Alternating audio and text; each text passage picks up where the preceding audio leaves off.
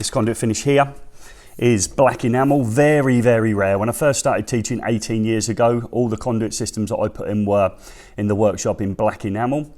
It is a steel pipe covered in black glossy paint, and you might not be able to see, but over the years that paint has started to remove and it's actually pitted out, it's started to corrode. So with the conduit system black enamel, whenever you scuff it, you must repaint it in order to prevent corrosion. So that's black enamel. We've got the commonest conduit now that we tend to use, and we use it inside and out, but the exam questions will talk about it for other reasons. This is zinc galvanised. It's not galvanised conduit, it's galvanised with zinc, and the exam questions will say, in order to prevent corrosion of a conduit system, what do? You add zinc to it in the zinc galvanising process. So we've got black enamel, zinc galvanised. The third one on the table here, it almost looks like chrome, it isn't. It's stainless steel conduit, quite expensive. Again, this would be used in areas of high hygiene, in food manufacturing and processes, and where there's a lot of cleaning down of the actual system itself. So we'd be washing this down regularly. We'd be using it in those areas. We'd be using stainless steel. There is a fourth one in my note called sherrodized. Sherrodized is similar to the galvanized, but the zinc is actually impregnated within the actual steel itself and not just coated on the surface. We'll cover that in the classroom. That would be sherrodized. So, black enamel conduit, we'd use that inside in dry environments, according to the exam questions, very rarely used now. When would we choose zinc galvanized? We choose it where the area is damp, or maybe on the outside of a building, but certainly not on the outside of a building somewhere like the seafront at Blackpool, because obviously the salt air would be corrosive even to the galvanised. That's maybe where sherrodized comes in, and we'll cover that in the classroom. And again, stainless steel, we'd use that in areas of high hygiene, that's food processing factories, etc. So there are three common, sherrodized being the next one up. We've got two different types. Will we be able to see on that one? Maybe not too easy on that one. Let's see if that one, right. I'm hoping now you'll be able to see. If you can't see it now, you'll see it in the classroom. There is a line that runs down the inside of here. It's probably about there. That's a line. If you can't see it, you'll be seeing it in the classroom. If not in one of the Tresham lessons, have a look in the end of your conduit and you should see a line running down it. That's because this is seam welded. So in other words, it was a flat piece of metal rolled into a tube and welded.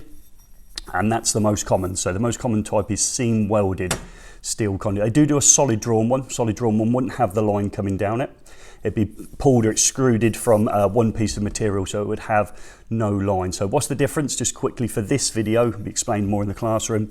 If you needed a gas tight installation, one where there's atmospheric gases like fine particles of powder, fine particles of paint, okay, or vapor, in order that then systems don't have the gases penetrate through the conduit, which they will on the seam welded type. In order to make a gas tight installation, use solid drawn. We'll explain that a little bit more in my notes and in the classroom. So just remember, two different types, seam welded, solid drawn. You're very, very likely to be only using seam welded, especially in a college environment. Conduit lengths, any of these here, so stainless steel, black enamel and zinc galvanised, come in a standard length. Bit controversial now. Over the times they've changed that standard length. It used to be that steel conduit was the exception to the rule. A full length of steel conduit used to be 3.75 metres, old 12 foot.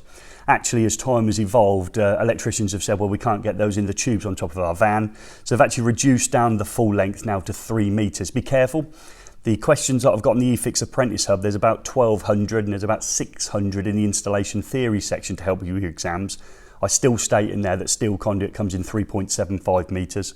Until it becomes the absolute norm, it's a 3 metre length. I'm going to leave that question as it is. So just remember, a full length of steel conduit is probably now 3 metres when you get it from electrical wholesalers. It used to be 3.75 metres. So we'll just name a couple of the other accessories. We've got couplers, okay, we've got couplers. We've got female bushes, okay, and we've got lock rings. I've got a male bush on the table, so I'll just see if I can find one of those. So I've got a male bush, okay, so that's a male bush, and this is a female bush, and we'll be using both of those in the exercises I've laid out in the workshop in order to connect, say, to a coupler, okay. We'd have a box in here and we'd cut time between the two. We've got lock rings and lock nuts. We've got different types of accessory. So in this case, you can see we've got a black enamel and a galvanized box. This is often called on site an end box. It's actually a terminal or a termination box is the proper term, but of course we all call them end boxes.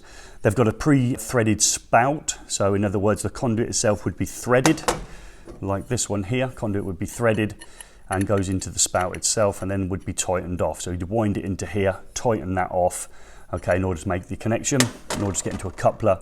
There's a thread in there as well. Okay, so you just wind it onto there, make sure it goes on tight, and then that would be connecting those together.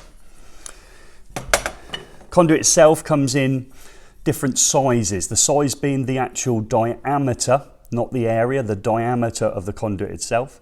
The 4 common sizes, so I find it difficult to say every time I say it, 16 is allegedly a common size. So it's 16, this isn't, this is 20, 25, which this one is, and 32. So you've got to remember that 4 common sizes of steel conduit are 16mm, 20mm, 25mm, and 32. We're talking about the diameter of the conduit. I'll just throw the next one in. Next one in is the bending radius. We'll talk about that in the classroom, it's in my notes. The bending radius of this conduit is a multiplication of the diameter. So the diameter in this case being 20, you have to multiply it by 2.5, that gives you 50. You'd set 50 into your compass, draw yourself a circle, and that would give you the radius. I've done a video on how to do bending radiuses of twin and CPC, steel armoured, mineral insulated, etc. Uses exactly the same process, but it's the multiplication of the diameter of the conduit by 2.5. A couple of other boxes. We've got a T-box. We've got a back entry or loop-in box, and this is a 4-terminal one. They obviously do other ones with less holes, so like a 1-terminal or 1 hole loop-in box, and things like angle boxes. We'll go on my notes to talk about things like tangent boxes and where we use them, etc. So for this whistle-stop tour of conduit, and in this case metal conduit, I hope this video has been some help.